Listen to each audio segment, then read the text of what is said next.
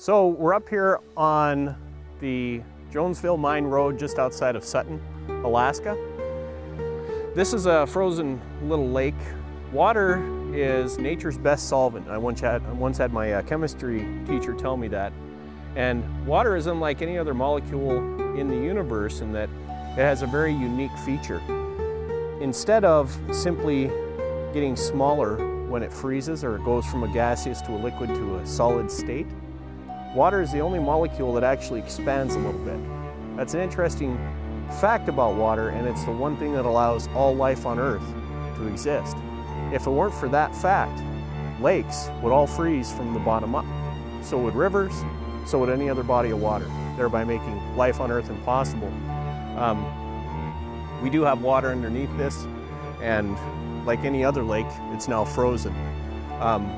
We have, in this strata over here, across the cliffs and up here behind me, we have an assortment of fossils. I brought my family up here and we went fossil hunting. You can find everything in here. You can find little crustacean looking things. You can find leaf prints up on the cliff. If you take a picture of those, you can see very clearly where all the leaves were. And as you can also tell behind me, you have all of these layers of rock that have been basically set down in an assorted arrangement. And this is actually a big coal seam. Now, this is a lot of places where you'll find plants, animals, other things that apparently died inside of these coal seams, and that's why we still have their remnants scattered throughout the rocks and the other places where it slides down. Probably the most interesting thing about this place, and the interesting fact that relates to the age of the Earth, is over here we have a fossilized tree. And as you can tell, it's jutting out vertically from the rest of the strata that's going horizontally. That tells us something very interesting. First, this couldn't have possibly been laid down over a long period of time.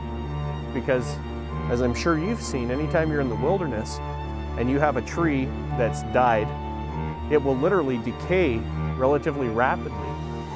You never find them fossilized like this, and that process itself can only occur with water, mineral content, movement of water, something that will allow that fossilization process to happen. We have found fossilized Coke cans, we found fossilized tennis shoes, things in coal seams just like this that were 100% man-made.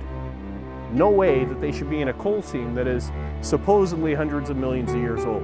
It's impossible.